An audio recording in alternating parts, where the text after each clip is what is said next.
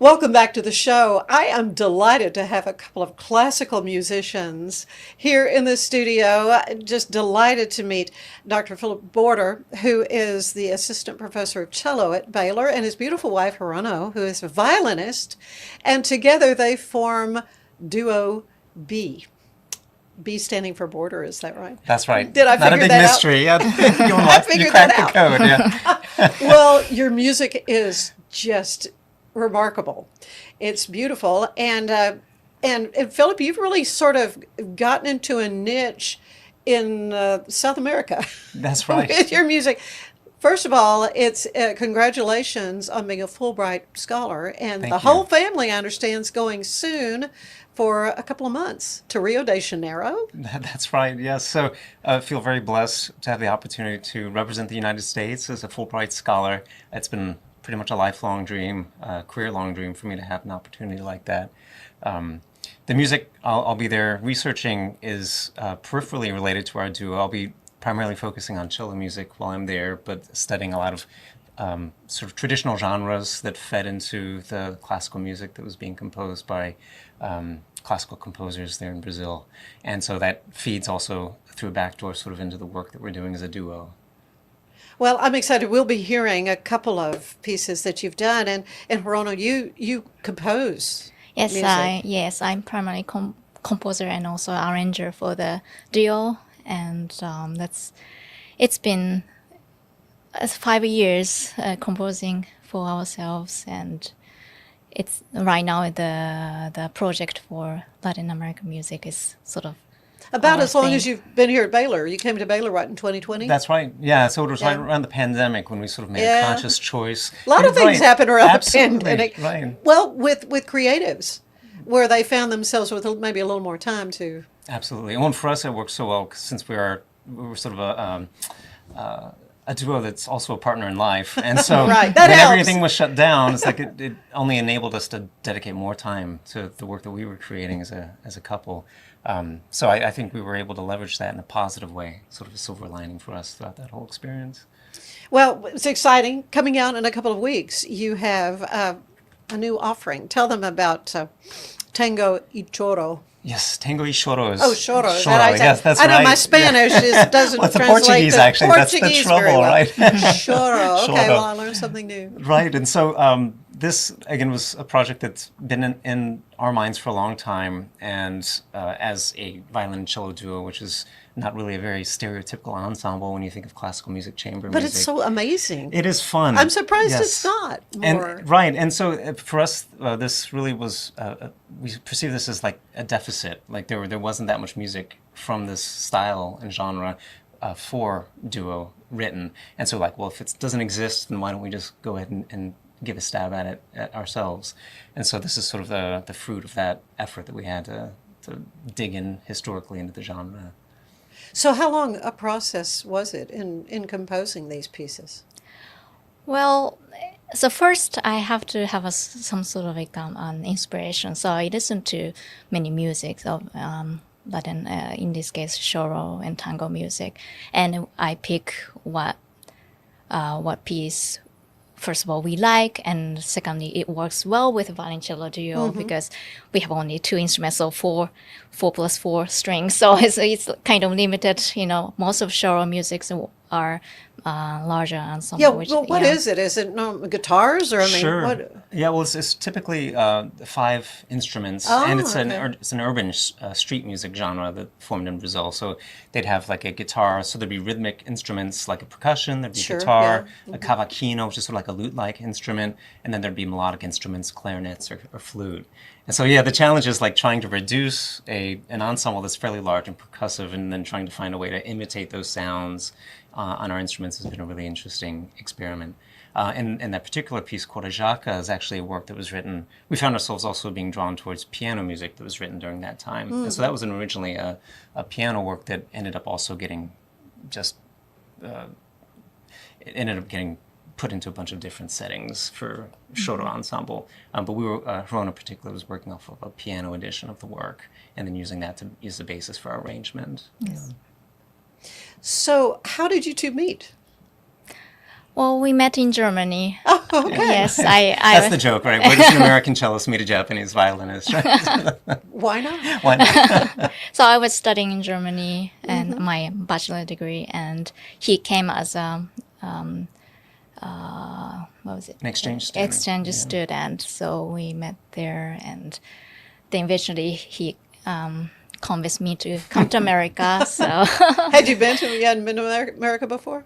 no, it's the first time Yeah. with him. So I took picture of a school bus because he was so new to me. So he was laughing about that. Yes. So how long ago? When did you all? 2006. Oh, okay. All right. Yeah. So I understand you have 5 children? 5 children, yeah. 11 to 2. Yes. Oh my goodness! And everybody's going to Brazil, right? You're right. Everyone's The whole pack is. Well, that was part of the deal. A year ago, I went to Brazil on sort of a fact-finding mission, which is where I wrote a lot of the content for the proposal for the Fulbright. I was down there making networks and connections and getting support from a host institution, and I was there for a week, leaving all the family behind. I went to Rio for a week by myself, and that was the deal. I come back, it's like I can't go by myself again unless we have an opportunity to go as a family. So, so I'm so excited, and that's part of why we do exciting music thing. together, is to be able to share these experiences with our children. We hope it's a really memorable experience for them. Oh, and they're homeschooled, so that the schedule we you can just carry bring- the schedule with right. you. Yeah. Yes, Oh, that's the benefit of being perfect. homeschooled. So I want to know a little bit more about the whole Fulbright Scholar thing. You know, I had President Livingstone here on the show, and of course we were talking about how the motto has changed for Baylor and added mundo, added world, and really this is fitting right in to the new theme now at Yes. Baylor, including the world. Yeah, and I think not that was an additional motivation for me to do it, but Right. when I saw that occurring, and particularly when I first moved here in 2020, when we first moved here, the new Illuminate strategy that they had, strategic plan, really placed an emphasis on building connections in Latin America. And that was something that had just it wasn't at all strategic on our part. It just happened at a time that we were embarking on this sort of musical journey of finding and discovering music, and finding there was a real need and a craving for artists to include this music in their programs. And so we like to think that we're hopefully filling a need for musicians across America and sharing music that people just don't hear in concert halls. And so having that opportunity now to not only represent Baylor abroad, but having that recognition as Fulbright scholars, something that it's a big responsibility, but it's also a great honor and a privilege. So I'm really excited about it. So after you do this period, what comes out of this? Do you write a paper? Do you what happened? Just more music? Or? Yes, I mean, I think the understanding is they trust us as scholars to go down and embark on the whether it's teaching or research that we're intending to do. For me, it's a creative process, and so I have several notable high-profile institutions. I'll be working with the university in Rio de Janeiro and a wonderful institution called the Casa do Choro, which has an archive of so many different, a really rich tradition of manuscripts. And so I'll be working, I'll also be learning, because I honestly, it's not a style of music that we're familiar with. And so the Casa do Choro has community classes, and so I'll be in there with 7-string guitar players and my cello trying to learn how to fun. interpret the music. And our children, they're also going to be signed up for music classes while we're there. So I was they'll going to say, are yeah. they all becoming musicians as well? That's right, yes. So our older two taking piano and cello, and so they'll get to have an experience of learning it as well. Like Sort of- percussion, perhaps. yeah, percussion. So it's an immersive experience for me getting to do the Fulbright, and then coming back, I have plans to bring and invite the musicians who I was working with and will be working with in Brazil, and bringing them here to work with the students. And so there's that element of cultural exchange that's so critical to the Fulbright, and also at a place like Baylor is so welcome and encouraged. So, and that's again just a real blessing to have that support. Well, you bring so much to the table at Baylor. I mean, I can see with this added element that budding cellists are going to want to come and study with Dr. Borter, huh? Yeah, well, that's kind. It would be a wonderful thing, and I think Baylor's finding a wonderful way to draw a certain type of student. The atmosphere and the culture and the nurturing environment is something that appeals to a lot of, I think, young artists, and hopefully it'll just become more distinctive. Yeah, you've had a lot of amazing success, though, wonderful accolades that you've received.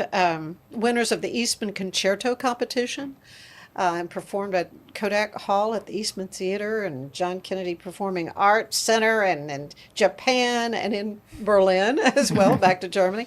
So let's talk a little bit about your career together with Duo B. I mean, has this been a surprise at how Yeah, well it's taken absolutely. off? I mean, it's funny because when I was in Brazil just last August, I gave a presentation on sort of like thinking about reflections on a career, even though I'm very much midpoint or not yet midpoint of my career, hopefully, thinking about lessons that we've learned. And one of the things that we experienced when we were students, and Hirono can tell me if she felt the same way, is that there's sort of the stereotype, as I mentioned earlier, about the duo is not necessarily being a very serious ensemble, because it's just overshadowed by the wonderful repertoire there is for string quartet, piano trio. Sure. And so as students, we sort of had this mindset that, well, maybe it's not something that we'd want to pursue as a career simply because there doesn't seem to be much opportunity.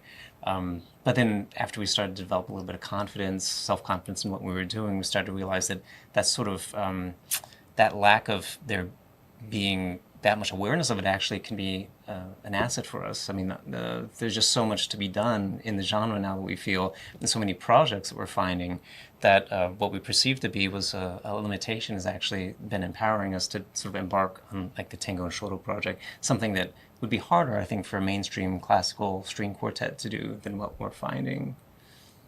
So is this dance music? Are people going to be tangoing too? Oh, well, yeah, hopefully the Do tango. you think they could? Yeah, they could. Do you guys dancers too? Well, our children dance. So we're at home in the evening and we want to get inspired. We'll put on the Brazilian Shoro music, and the children Yes, just love dancing yeah. to Oh, it. yeah. It's great. It's just got an infectious energy, the rhythmic vitality.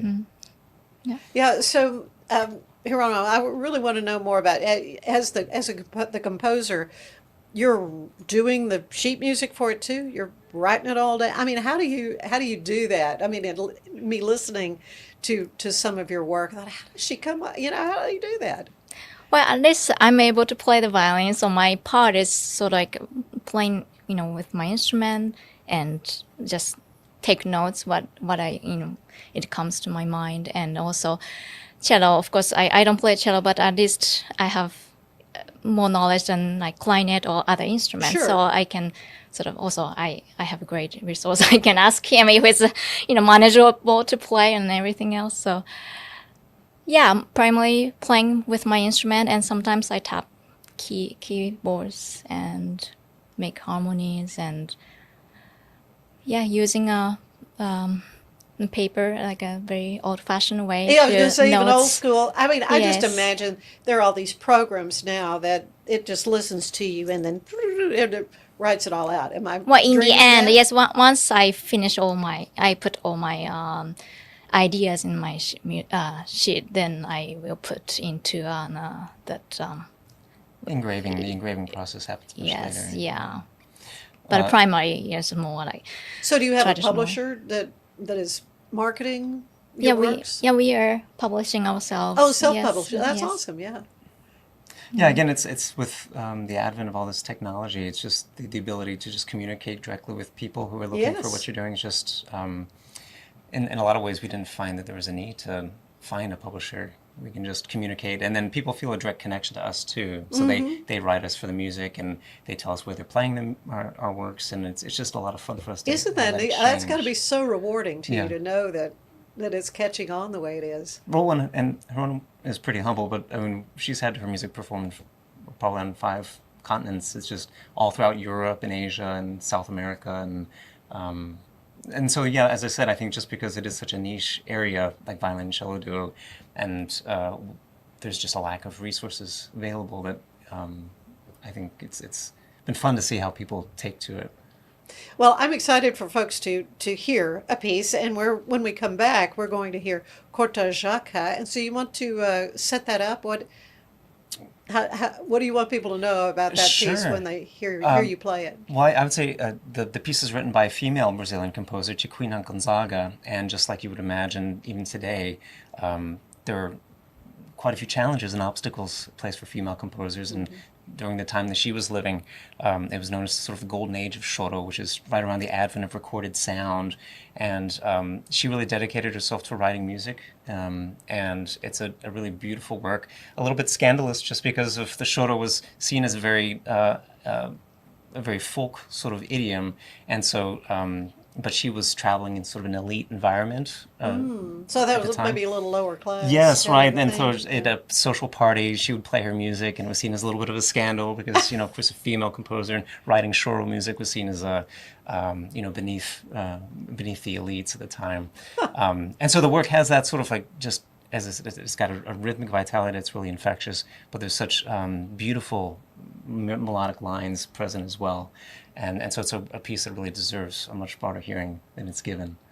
Well, I'm looking forward to it. We're going to hear that. We're going to take a quick break, and we're going to hear Cortajaca, but we'll also be visiting some more with our wonderful guests today to hear a little bit more about their backgrounds. So you stay with us. There's more of the show ahead.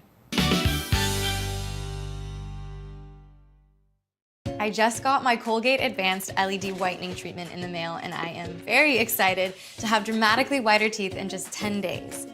My teeth are going to be 6 shades whiter. The treatment is enamel safe and hassle-free. It's even designed for my sensitive teeth. Let's open it up. Inside we have the blue light whitening device.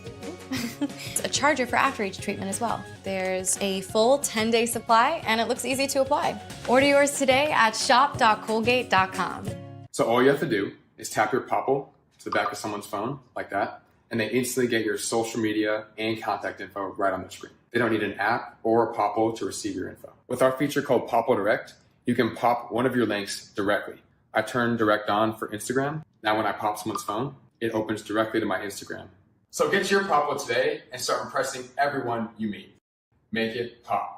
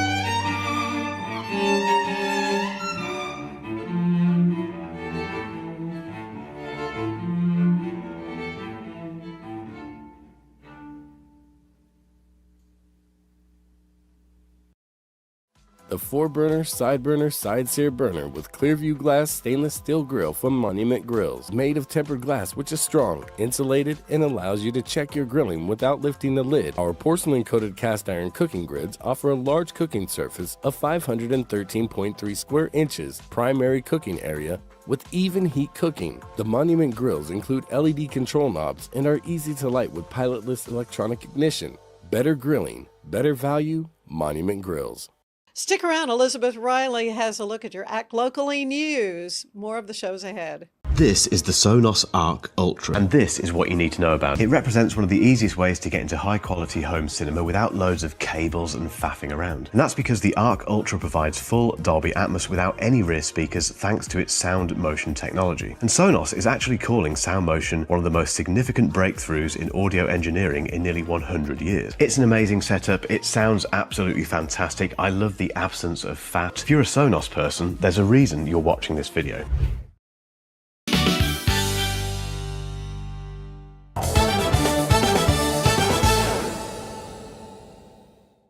There are new library cards at McLennan County Libraries for September, which is National Library Card Month.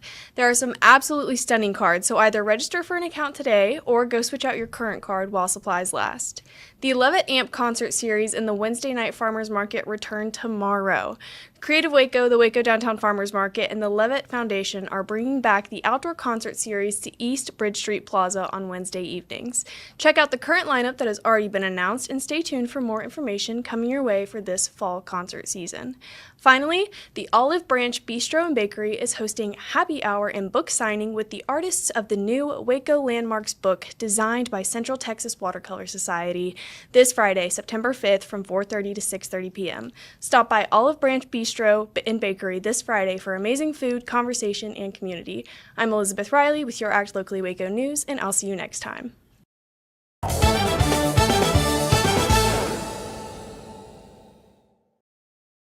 And I'm back with Dr. Philip Borter, who is Assistant Professor of Cello at Baylor University, and his beautiful wife, Hirono Borter, who is a violinist and composer, and the two of them will, in the next several days, be releasing Tango y Choro, and they're also getting ready to go on a big, exciting trip to Rio de Janeiro as Fulbright scholars. So that's a big deal. So now you talk about Philip, applying for this. How do you go about becoming a Fulbright scholar? Well, as you can imagine, with any process that's managed by a government entity, it's fairly bureaucratic. It's a long application process. Okay, so and a long period which is of the waiting. U.S. government? Is it? Yes, I think it's through the Department of State, maybe. Okay, No, or it might be an independent entity, but it's managed by. There's offices in D.C. who manage a lot of that. I did not know that. Yeah, and it's done in cross collaboration with countries across the world. And so the application process is very robust. In most cases, when you apply for it, you're competing against all disciplines, meaning that me as a musician, I'd be competing with engineers and medical field. Oh, it could be anything. Yes, absolutely. Yeah. So in a case like most countries, they'll have between 15 to 30 awards available. And you just kind of throw your idea out there and see if what sort of merit the institutions and the countries place on it. Some countries have limitations on what type of awards they offer. Some don't offer. They exclude arts, for example, or they might specialize in some sort of field. But I'm fortunate in Brazil that they were open to all disciplines, and it seemed to be a theme that they were really eager to hear about. And so the application process is something that requires a lot of time. Deadlines are in mid-September, and you don't hear about the result until May. Oh my goodness! So you just put it out there, and yet your whole life is going to be upended for I know, several right. weeks. You And know, it's- you kind it's of need to funny. know. Yeah, and they tell you at the same time, it's like, don't make any irreversible decisions before you hear a word. So it's like, Oh, okay. because you apply for it and you hope for the best, but in the end, you don't really. It's and they always say too, it's like just because something doesn't work out one year doesn't mean there's no merit in it. It just depends on what a particular committee is valuing, whoever's viewing. Right. And so actually, there are two processes. There's a domestic review board that kind of is a first tier of the process, and then if you make it past that one hurdle, then it goes to a committee that's based in the country that you're looking to host the residency. And so in this case, the proposal was sent to a committee in Brazil that was a cross-disciplinary committee, I believe, and then they extended invitations to the winners of the awards. So yeah, again, feel really honored just because I think music in itself sometimes has a harder time getting the recognition when, I mean, and understandably, I mean, you have people who are trying to solve problems across the world hunger, pollution, all sorts of incredible challenges. I get that, yeah. But I thought the music that we're looking at playing is it's just a wonderful opportunity, and I'm glad that the counterparts in Brazil felt that way too. Yeah, yeah. So you tell me that you met in Germany. You were a student still. Hirono, tell me about your background. Where in Japan are you from, and when did you decide you wanted to be a violinist? So yeah, I'm from Japan. I lived in Japan until I went to Germany. So like until high school, like 18-year-old. So both of my parents were musician, and so Okay. music is. What did they play? My father played double bass, and my mother played the piano. Okay. And music sort of like my expectation to That's play. right. You grew Yes. up with it. Yes. That's good. That's wonderful. Yeah, that's how I started, even without knowing. Yeah. Yes. But so why the violin? Did you do Suzuki? Did you do the cute little violins? Yeah, I played it. Yeah, from the 1/16th. I even 1/32nd, perhaps. Yeah, it's basically a toy. But I started with that. I was not going Twinkle with Twinkle Little Star, I think, is the first thing. right. Yeah, I was not doing a Suzuki method, but yes, yeah.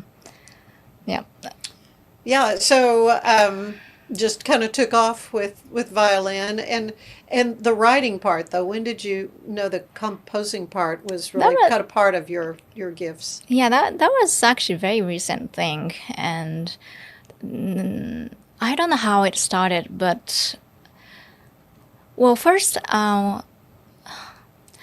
we arranged a piece of Piazzolla, and that's the sort of like a trigger for us to dive into new area other than standard music. So that's arrangement is our first thing, and then I thought, oh, maybe I can compose. Although you did take a class. I guess so. Yeah, at Eastman. Yeah, when she was a Eastman. graduate student, she took a semester of composition. Right. And so that provided you with some. I guess some so. Yeah. frame of that's reference my- for how to start composing. I never did that, but Yes. Yeah. Gave me courage to do.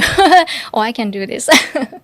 Yeah, that's awesome. Well, what about you, Philip? When did you start studying cello, or do you play a lot of instruments? no, I had almost the opposite experience than Hirono in the sense that I was a little bit of a late starter. I was around 13 years of age when I started. Really? Yeah, so I was a little late starter, and I have a musical family. I mean, my dad was an amateur musician, and I have some other distant family that all learn instruments. So we were a family of music lovers. But I'm the youngest of 4 children and the only one to pursue music seriously. Really? Yeah. And so, that I think I had a bit of a different experience growing up, like not necessarily quite understanding the nature of the music industry and having that late start. I think that's helped me to become a pretty sensitive teacher in that regard, like understanding the learning process and understanding what it's like to grapple with a lot of challenges to learning the instrument. But yeah, it's one of the things we enjoy talking about too with our children is the fact, like, how are we going to start music with them? And she's like, well, don't start them too young. And I'm like, let's get them started young. And so Yeah, you're younger than 13. and so I think that's just like that different experience growing up is something that's provided a lot of unique perspective and how we talk about. Well, I was just thinking that the size of the instrument. Do they have Suzuki cellos? Yeah, I little mean, bitty ones? sure they do come. They do come Okay. pretty That's small. interesting. Yeah. Yeah, but you know, There's you a were certain- able to get. Was it through school? How did you? Well, have a no, string? actually, because my dad was a amateur musician. We actually had a cello at home, but Did you? Yeah, it wasn't Okay. really a part of growing up. When I was in elementary school, we did typical music appreciation things, some recorder and choir and things like that. But they didn't have really much of a string music program. So I didn't really take off until middle school. I just studied privately with a wonderful teacher. I was growing up in Florida at the time. And then actually when my family moved, this is sort of what really got me to buckle down into my music studies. My family moved to Virginia when I was a teenager. And then there I worked with the principal cellist in the symphony in Richmond. And he was the one who sort of put me on the path. It's like, you could do this if you really, if you start to take it seriously. So, Really? So, sometimes it takes that Yes. one person, a Right. coach or whatever. You hear these stories. Absolutely, because I was just doing it for Yeah. just the joy of doing it. And I had no thought of like pursuing it as a vocation. And so he was the one that really said, "Well, you should try doing a music festival, summer festival." And I did that, and I thought I came away meeting a bunch of people who are really passionate about music. Right, the ones peers. that are living it and eating Yes. and breathing and drinking, Yeah, and then I right, came right. back and said, "Well, I'm just gonna see how it goes. I'll do it." So then ended up working out and working. Did my undergraduate studies at Cleveland Institute of Music in Ohio, and just really enjoyed the whole process. I was going to say, that's a pretty big deal. It to is. get Well, into that one. I felt really honored, especially with the late start I had, and I always feel grateful for the teachers who saw the potential in me, and I something again I take very seriously as a mentor now.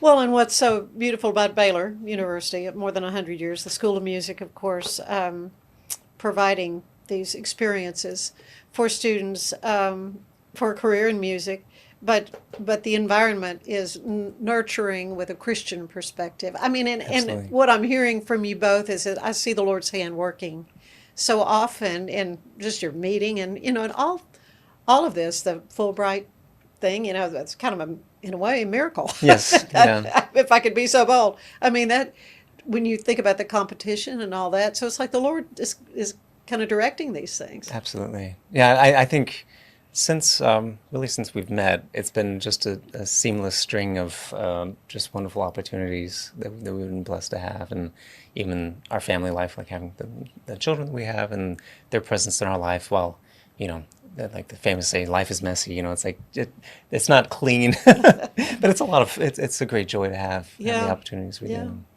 Well, and if they all become musicians, you may have to become ensemble bee.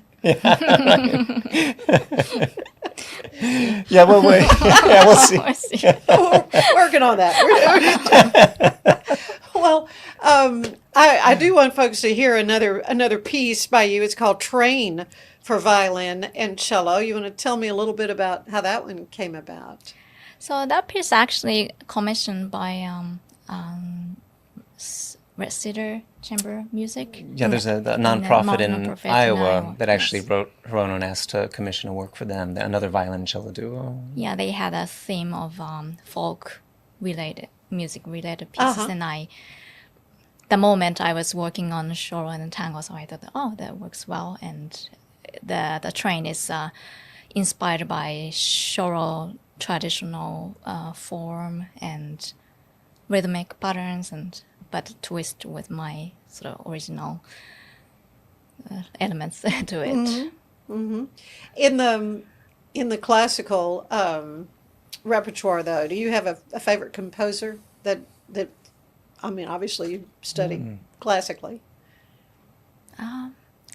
It's always changing, and when I was high school, I really liked Shostakovich or something very how to say hardy. Yeah, I was going to say, yeah. music. Kind of Right. sink your teeth into that, right? Like Shostakovich. And also, I like classical rock music. So Oh, do you this is really? some Okay. sort of like Well, a relationship, so- perhaps. Okay. But now I like late Beethoven and more peaceful, in a way, music, and just yeah. That's interesting. yeah, What about changing. you, Philip? Do you have like a favorite, aside from your lovely wife? Yes, that's a right. favorite composer? No, not particularly. Again, like her, since digging into the Brazilian music, I found just an incredible appreciation for the genres that are written, particularly for cello. Villa-Lobos is a composer I hold dear. Yes, right. And he had played such a really, excuse the pun, instrumental role in and profiling the cello and writing music. And it's a legacy that exists still to this day in Brazil. So that's music that's really at the top of my playlist. Is just whenever I'd have a chance, I'd get on YouTube or Spotify and I'll just have Brazilian music playing. And that's kind of sustained me for the last year or so.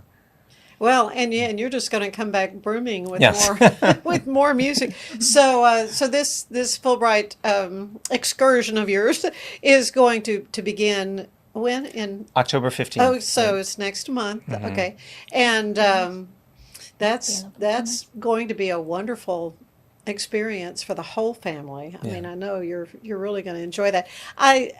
And we're going to hear Train for Violin and Cello, but I want to kind of wrap things up. It's a little questionnaire that I ripped off shamelessly from inside the Actors Studio. The late great James Lipton would ask these questions, so I'm going to ask both of you. First of all, what is your favorite word? And it could be in Japanese if you want it to be a Japanese word. We'll learn something new. But do you have a favorite word? We'll start with Philip. I'm probably going to take her favorite word, which is simplify. Okay, that's good. Simple life. Yes. Simple life. That's her model, simple Yeah. life. Do you have a least favorite word?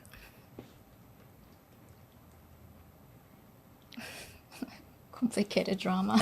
Yes. The opposite. Okay. Least favorite. I don't know.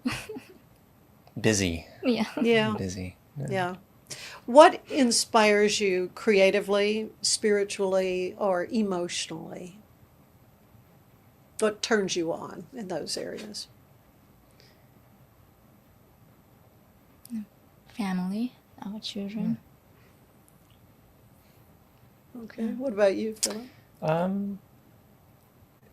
I think of experiences, I think of like every time we go out somewhere, we try to find something that is a potential source of inspiration, even if it's just like sitting out on our back porch and enjoying the warm weather, trying to find contentment where we are and recognizing the work that we want to do is something that's a personal choice and something that we really find a great deal of satisfaction in. It's very empowering.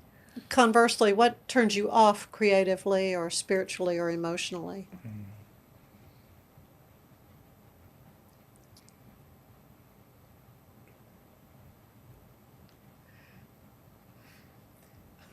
For me, I think it's just distractions. Yeah. Like I find myself I hear that a constantly lot. getting pulled into whether it's social media stuff or with children, it's like we're trying to not model that type of experience for them. I don't like being attached, chained to my phone, and so that sort of detachment is something that I fear being attached to that. I'm going to ask a couple of classical musicians. What is your favorite sound? Favorite sound. And it doesn't have to be music.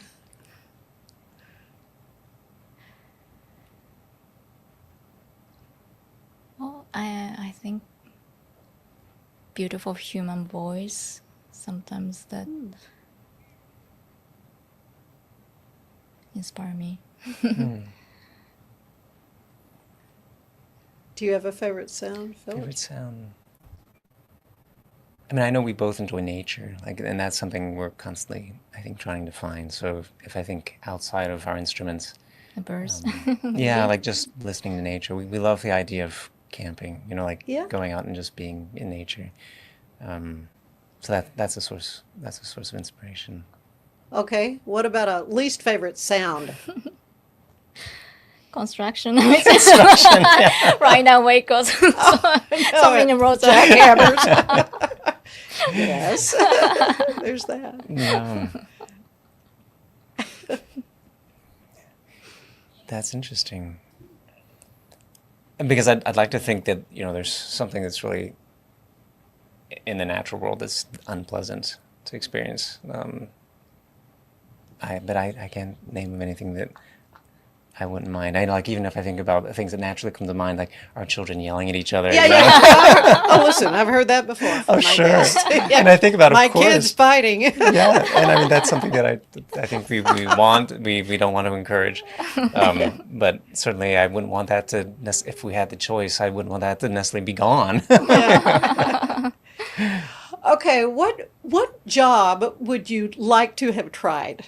What career or profession maybe when you were a little girl or a little boy, you're like, oh, I want to be a fireman. I mean, I don't know. I'm not to Well, for plan an me, it idea. was being an astronaut. An astronaut. Yeah, and Okay, I there grew you up in go. Florida, and we, even from our backyards, occasionally we could see the rockets and shuttle Oh, taking off from yeah, our yeah. backyard in the nighttime. So it's like I went to Space Academy, as a teenager. It was like Okay, that was something. all right. So I took it a little seriously. It wasn't just but then when music took off, I had this like pivotal moment. I was like, am I going to be an astronaut or am I going to be a cellist? Musician. That's right. And somehow cello won, and I'm kind of glad for it because honestly, I don't actually like flying all that much. Yeah. So the idea of being in space was better Yeah, than the the G reality. forces and all Yeah. that. You don't have to worry about that when you're holding No, the cello. but- What about you? Well, when I was very young, I wanted to be a kindergarten teacher. Okay. But anyways, I'm doing homeschooling. I was I'm going to kind say, of, and so you are. I'm doing both, both of my dreams. Okay, so what job would you say? No, I don't want to do that. No, thanks. Something related to insects, I'm not. I can't handle. Okay. Goodness, such thought-provoking questions. I really adore traveling. So if it was something that I had to sit behind a desk and not go anywhere, if I was forced to be stuck somewhere, anything related to that would be Right. pretty intolerable for me, I think. Yeah, and I've kind of heard that before Yeah. as well. So, okay, one last question. When you arrive at the pearly gates, what do you want to hear the Lord say? Well, I think I want to say, well done, good and faithful servant. It'd be a wonderful thing to hear. Yeah. Music, it has a beautiful ability, I think, to glorify, and to think that we're gifted with talents to do that, and the ability is a blessing. So hopefully, to have known that we've used our talents well Yeah. is something that I aspire to. I haven't, yeah, well, what to say? Well, yeah. Well, I'm just so blessed to have been able to meet you both and to get to hear your story and to listen to your wonderful music, tango y choro music from Argentina and Brazil, and blessings on your upcoming adventure. Thank you so much. In Brazil as a Fulbright scholar and studying and bringing back all the wonderful things from there. You need to come back and tell me what all happened because I want to hear that. But again, coming up, we're going to be hearing Train for Violin and Cello. So thank you both. Thank you, Philip, Hirono, very much pleasure. Thank you. for Thank being you with us Thank today. you for the Yeah, invitation. thank you. Stay with us. There's more of the show ahead. Revive Superfood Smoothies. Pill, pour, blend, and enjoy. All within the comfort of my own home.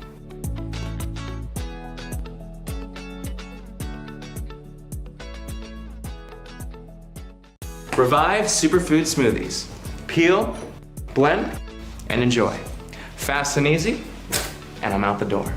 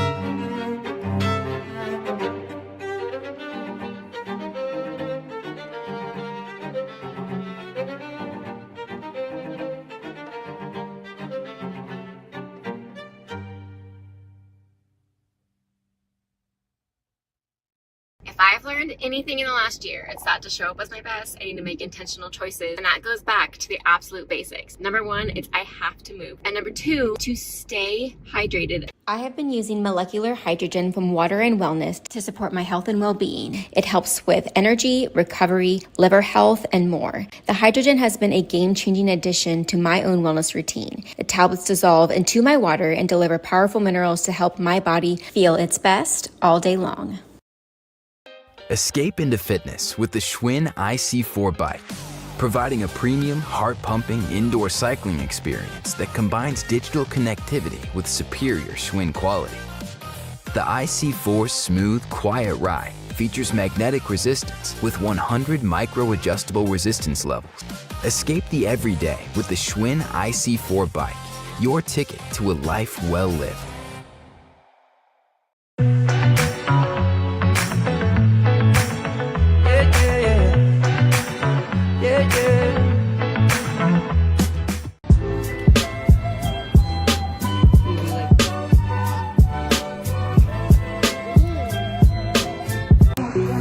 It goes 2 by 1, even 2 by 2. Everybody in the floor, let me show you how we do. Let's go. Dip it low, then you bring it up.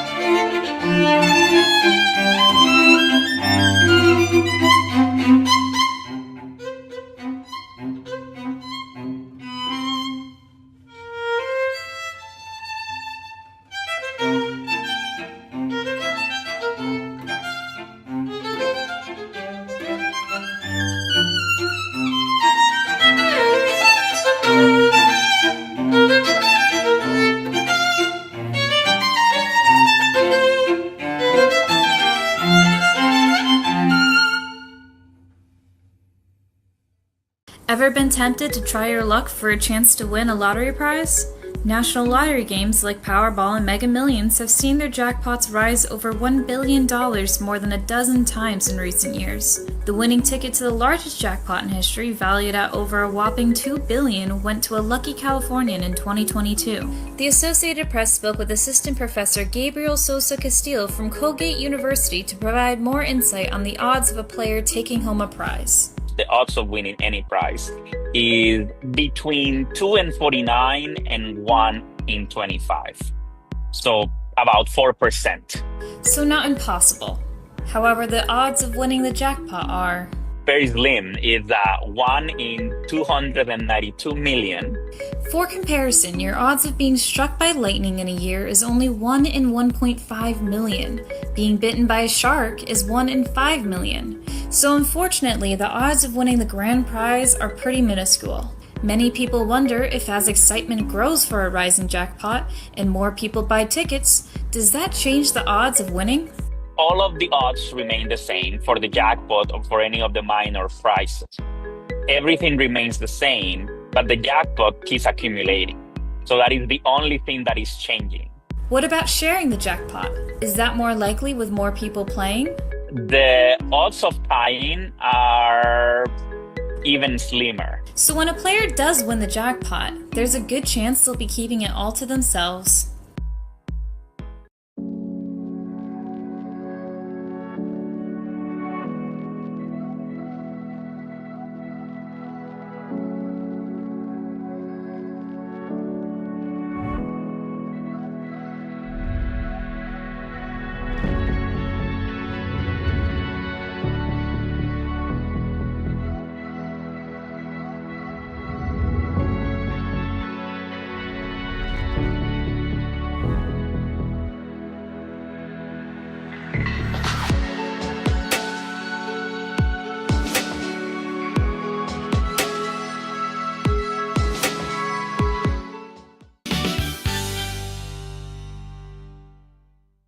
Let's unbox the all-new Walking Pad X21. It is the hottest thing on the fitness market right now.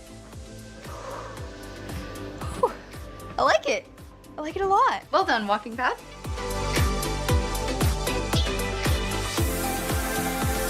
So after using the Walking Pad, I absolutely loved it. For the price, I adore it. I highly recommend it.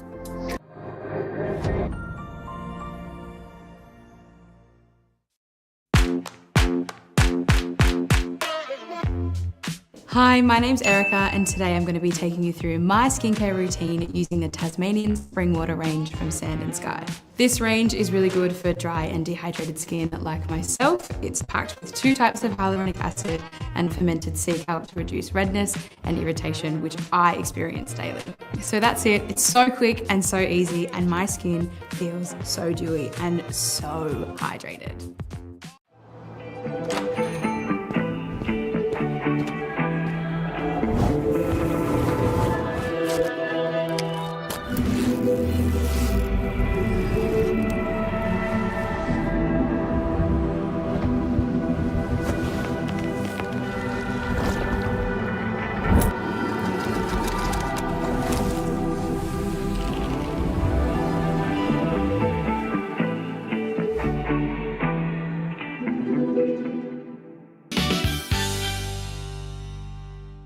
Thanks for joining us today. Join me tomorrow when we meet Mark Weibel and hear about Hoops for Hope. It is just an amazing program that is bringing encouragement to students all over the world. You have a great day.